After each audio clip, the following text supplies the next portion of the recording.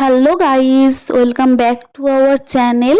Good afternoon. প্রতিদিনের গল্পে নতুন একটা ভিডিওতে সবাইকে স্বাগত জানাই। তো আমি এখন পিসিমণির বাড়িতে এসেছি। আপনারা আমার ভিডিও যারা দেখেন তারা জানেন যে আমার পিসিমণি মারা গেছে। তো তার শ্রাদ্ধে এসে আমি মানে জলঙ্গিতে, তো জলঙ্গিতে পদ্মা নদী আছে, তো সেই পদ্মা নদীতে বেড়াতে এসেছি। তো কিছুক্ষণ আগে একটা মাটির সরা, কিছু বাটি গ্লাস দেখতে পাচ্ছেন। তো শ্রাদ্ধের দিনকে পিসিমণির আত্মার উদ্দেশ্যে কিছু খাবার ঘাটে দেওয়া হয়, আগে নিমন্ত্রণ করা হয় সেখানে এসে, আর সেই টাইমের মধ্যে এসে খেতে দিতে হয়। তো এটাই হিন্দুদের রীতি রেওয়াজ আছে। আর এখন আমি এই সাইডে একটু ঘুরছি, তো এই সাইডে সবাইকে অ্যালাউ করে না।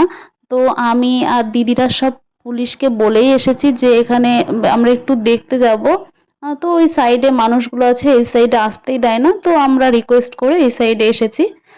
তো ঠিক আছে, পদ্মার সাইডে তো ঘোরা হয়ে গেছে। তো এখানে বর্ডারের যে ক্যাম্প থাকে তার সামনেই অনেকগুলো মন্দির আছে, নাট মন্দির, তারপরে কালী মন্দির, গ্রহরাজ, তারপরে শিব মন্দির। তো এখানে বেশ মনোরম পরিবেশ একদম রাস্তার সাইডে। তো যারা দেখেছেন তারা তো জানেনই, আর যারা দেখেননি তারা একটু দেখুন, ভীষণ ভালো লাগবে। প্রচুর প্রচুর পরিমাণে ফুল গাছ রয়েছে। এই যে এই সাইডে লাল গোলাপ গাছ, কি সুন্দর লাগছে দেখুন।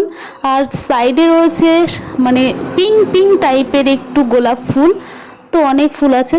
চলুন তাহলে মানে হরগৌরী মানে শিব পার্বতীকে দর্শন করুন। আর সামনে শিবলিঙ্গ, আর এই লিঙ্গে আমি অনেকবার জল ঢেলেছি শিবরাত্রির দিন। এরপরেই মাকে দর্শন করুন, মা কালী মা। আর এরপরে দর্শন করুন গ্রহরাজ বাবা, গ্রহরাজ বড় বাবার মন্দির এটা। আর এই সাইডে একটা তুলসী গাছ আছে। আর এই বিকেলবেলায় অনেকেই এখানে ঘুরতে আসে, বসে, মানে মনোরম পরিবেশ, ভালো লাগে, বসে থাকতেও ভালো লাগে। তো এরপরে আমি চলে আসছি রাধা গোবিন্দের মন্দিরে। তো রাধা গোবিন্দের মন্দিরটাও অমায়িক সুন্দর। তো আমার তো ভীষণ ভালো লেগেছে। তো আপনাদের কেমন লাগছে মন্দিরগুলো একটু কমেন্টের মাধ্যমে আমাকে জানাবেন। আর আপনারা ভিডিওর ওপার থেকে প্রণাম করুন ভগবানকে। তো এরপরে আমি নেমে আসছি। যখন আমি এখানে জল ঢালতে আসতাম না লিঙ্গে, তখন এত সুন্দর ছিল না। তখন ওই তিনটে মন্দির ছিল, নাট মন্দিরও ছিল না, আর এখানে গোবিন্দের মন্দিরটাও তখন মানে জাস্ট শুরু হচ্ছে আর কি। আর এখন এত সুন্দর করেছে কি বলবো। আর যারা করেছে তাদের স্মৃতির উদ্দেশ্যে এই যে এটা লেখা রয়েছে। তো এখানে আমি একটু ভিডিওটা শ্যুট করে নিলাম, ঠিক আছে। আর এই সাইডেও একটা তুলসী মন্দির আছে। আর এই যে এখানে রয়েছে একটা ফোয়ারা। আর ওই যে পুকুর টাইপের যেটা দেখতে পাচ্ছেন না, ওটা হলো পদ্ম পুকুর। তো এখন কোনো পদ্ম নেই। আর জায়গায় জায়গায় বিভিন্ন রকমের ফুল গাছ। তো এখানে কারোর বেদি তৈরি হচ্ছে, আমি পরে জানলাম, প্রথমে আমি এখানে উঠে পড়েছি, আমি জানতাম না। আমি বলছি এখানে কি কারোর সমাধি রয়েছে, আমি বুঝতেও পারছি না, অনেক দিন বাদে এসেছি। এবার জানা মানুষ তো আর আমার সাথে আসেনি, যে আমি কি করে জানবো এটা কি। তো পরে দেখলাম যে দুটো মূর্তি রয়েছে, তাদের মূর্তি দুটো বসানো হবে। চলুন, কেন বলছি বুঝতে পারবেন একটু পরেই।